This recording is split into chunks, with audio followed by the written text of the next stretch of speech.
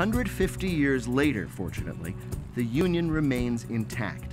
But the tug of war over power is still going on. Not with guns anymore, but often about guns.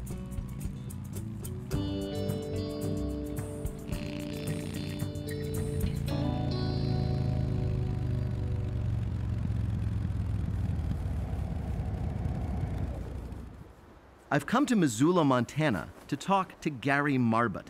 Hi. He is one of the country's most outspoken advocates for gun rights. You've got to be Peter. I am. Peter Sagal, pleasure to meet you. Good to must meet be you. Gary. Welcome to Montana. It's a pleasure to be here. My God, it's beautiful. Let me show you around. Please. This is the rifle I shoot in long-range precision rifle competitively. Right. And this is the ammo I was telling you about that I manufacture for it.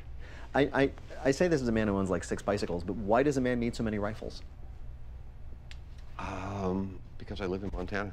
Then I put them up here. Gary heads the Montana Shooting Sports Association, a lobbying group that pushes for state laws on behalf of gun owners. So guns have become your overriding passion, is that right? I got involved in all kinds of things political. I was involved in property rights and tax limitation, all liberty-oriented stuff. Yeah. So I decided then I was going to have to focus on that one aspect of freedom which I thought was most important, most cornerstone to the whole concept of liberty.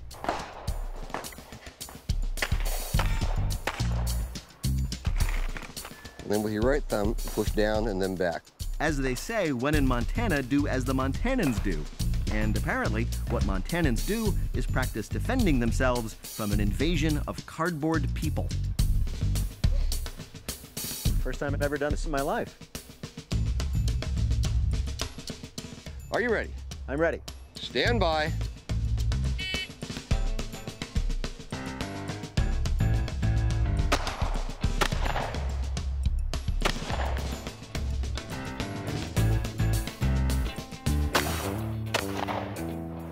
Okay, got the button down below, down here.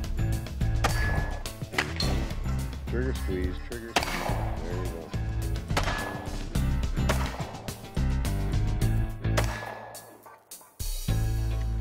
go. Okay. This one costs you an extra 10 points for winging the good guy.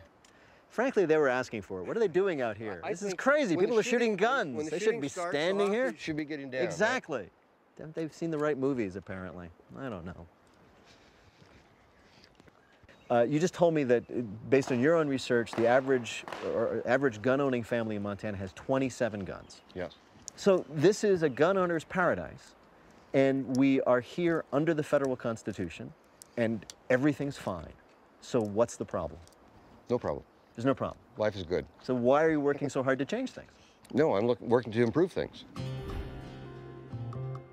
Gary Marbut has made a name for himself by fighting the power of the federal government to regulate firearms.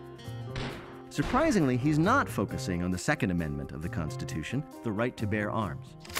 Instead, he's targeting the Commerce Clause, that bit about Congress regulating interstate commerce. Gary insists the federal government has distorted the meaning of the Commerce Clause. And he hopes to correct that with what he calls the Montana Buckaroo. That's a .22 caliber single-shot bolt-action rifle designed to give young Montanans their first taste of firearms.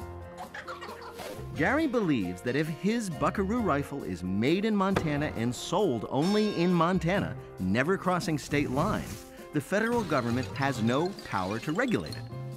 He's even managed to get his plan enshrined in Montana state law. Give me a little bit of your background. You're not a lawyer by training? No, I'm not. All right. But you've had how many laws passed by the Montana State Legislature? 58. 58. Is there stuff that you want to do as a free American that you feel the federal government is keeping you from doing?